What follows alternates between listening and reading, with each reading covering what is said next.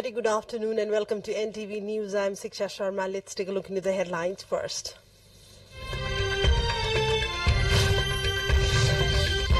Final results of April 23 by-elections declared. JSP's Yadav wins in Bara, RSP's candidates victorious in other two constituencies. Province chiefs summon parties for formation of new governments in Lumbini and Gandaki provinces. Party is given deadline till 4 p.m. tomorrow. WHO says there is high risk of biological hazard at a lab caught up in ongoing conflict in Sudan. Capital Khartoum ravaged by fighting between army and RSF. And Oman batting against Saudi Arabia and UAE fielding against Bahrain in the ACC Premier Cup cricket.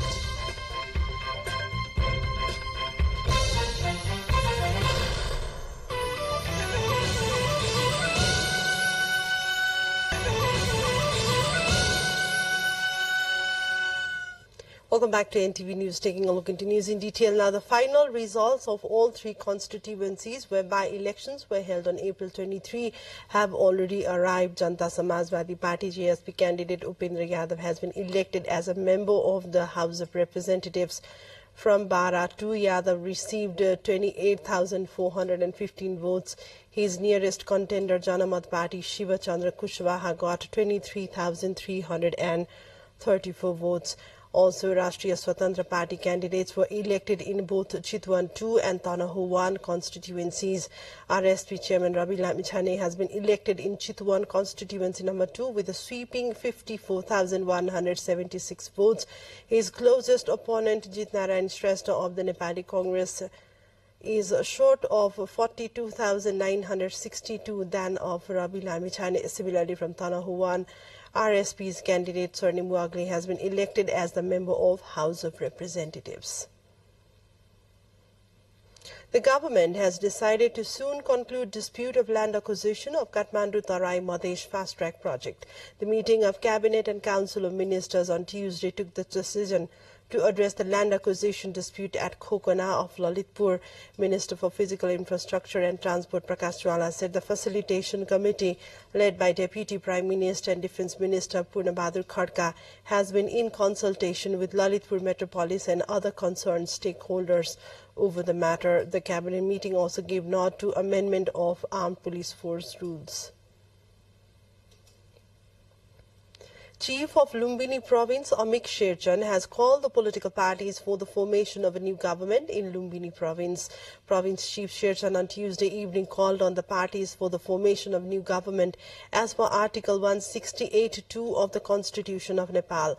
A notice issued by Secretary at the Office of the Province Chief Prahlad Pokhrel reads that the Province Chief asks the provincial members and parties to show a majority to stake their claim for the post of Chief Minister and form a government with the support of two or more than two political parties within 4 p.m. tomorrow.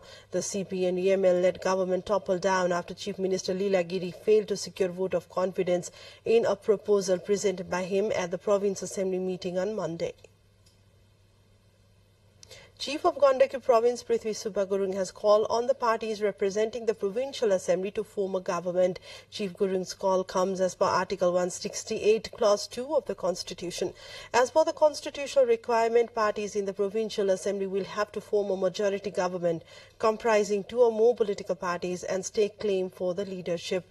In the Gandaki Provincial Assembly, none of the parties have a clear majority. Spokesperson at the Office of the Province Chief, Chandi Prasad Aryal, issuing a notice informed the parties to form a government by 4 p.m. tomorrow.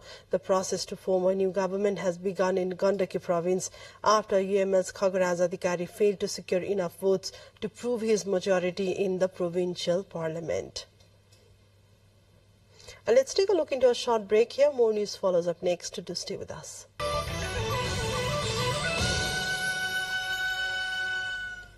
Welcome back to NTV News. Towards other developments, the upper house session, the House of Representatives is scheduled to meet today. The meeting today is scheduled to initiate process to form a parliamentary special committee.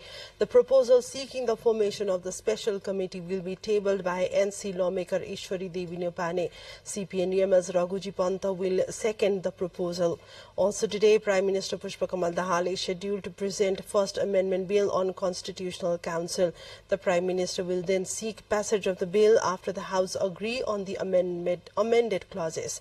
The House will meet at 3 p.m. The 24th Memorial Day of Manmohan Adhikari, one of the leaders of Nepal's communist movement, is being observed today. A special program was organized this morning by the Manmohan Memorial Foundation. UML Chair KP Sharma Oli and other communist leaders visited the foundation and garlanded his statue in Lalitpur. Vice Chair of UML and Chief of Manmohan Memorial Foundation Ishwar Pokhrel emphasized on following the directions shown by leader Adhikari and said that there is no alternative for the leftist forces to unite. The World Intellectual Property Day is being celebrated across the world, including in Nepal, today around the theme Women and IP, Accelerating Innovation and Creativity. According to World Intellectual Property Organization, WIPO, women in all regions are shaping the world through their imagination, ingenuity and hard work, but often face significant challenges in accessing the knowledge, skills, resources and support they need to thrive. Nepal is a member of the WIPO and the day is being celebrated by organizing various programs today. World Intellectual Property Day is observed annually on April the 26th. The event was established by the World Intellectual Property Organization in 2000 to raise awareness of how patents, copyright, trademarks and designs impact on daily life and to celebrate creativity and the contribution made by creators and innovators to the development of economies and societies across the globe. The country recorded 136 new cases of coronavirus on Tuesday. Currently, there are 390 active cases of the virus in the country. According to the ministry, 27 people are in institutional isolation, 4 in the ICU and 1 on ventilator support. Following the increased cases of coronavirus, the ministry has urged all to get vaccine against coronavirus. New variant of coronavirus, Omicron XBB.1.16, has also been detected in Nepal. And let's take a look into a short break here. More news follows up next. Stay with us.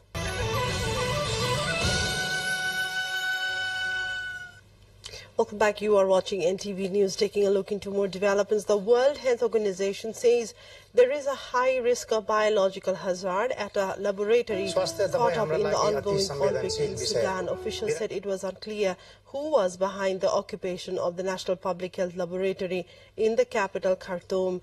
The city has been ravaged by fighting between the army and the paramilitary Rapid Support Forces, RSF. The WHO said that the workers can no longer access the lab. It also warned that power cuts were making it impossible to properly manage materials at the lab. Officials said that a broad range of biological and chemical materials are stored in the lab. The facility holds measles and cholera pathogens as well as other hazardous materials. Singapore has executed a man for conspiring to traffic cannabis despite pleas for clemency from his family, activist and the United Nations. Tangarazu Supiya, 46 years of age, was hanged at Changi prison at dawn on Wednesday. His family said. Activists said he had been convicted on weak evidence and had limited legal access during his prosecution. The authorities said he had received due process and criticized activists for questioning the courts. Singapore has some of the world's toughest anti-drug laws, which it argues are a necessary deterrent to preventing drug crime. Last year, the country executed 11 people on drug charges, including an intellectually impaired man for trafficking heroin. The same day United States President Joe Biden announced his re-election bid, his vice president put forth abortion as a key issue in their 2024 campaign. The Biden administration has made the bet that abortion can be used as a hot issue to mobilize its base ahead of the 2024 election, as was the case in the midterm elections in November 2022. After the Supreme Court axed the nationwide right to abortion in 2022, Democrats, especially the young people, turned turned out to the polls in numbers. While Republicans regained control of the House of Representatives, the red wave of Republican dominance projected in that election was largely dented. Since the court's decision, multiple states that have held referendums on abortion have voted to protect it, including conservative ones. A quick look into the highlights of what's coming up next.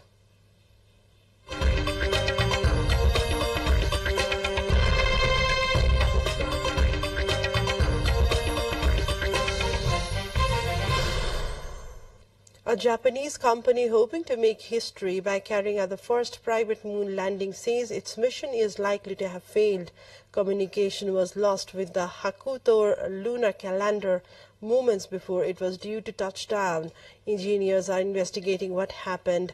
The Tokyo-based iSpace had hoped the lander would release an exploratory rover as well as a tennis ball-sized robot developed by a toy maker. The craft was launched by a SpaceX rocket in December and took 5 months to reach its destination.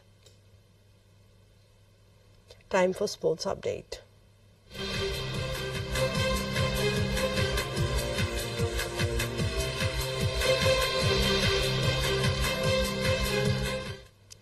Oman is batting against Saudi Arabia in one of the 2 matches of the ACC Premier Cup cricket scheduled for today. The match is underway at the TU Cricket Ground in Kirtipur. In another match, the UAE, after losing the toss, has been made to field against Bahrain. The match is being played at the Mulpani Cricket Ground. And this brings us to the end of the bulletin. To wrap up, a quick reminder of the top stories.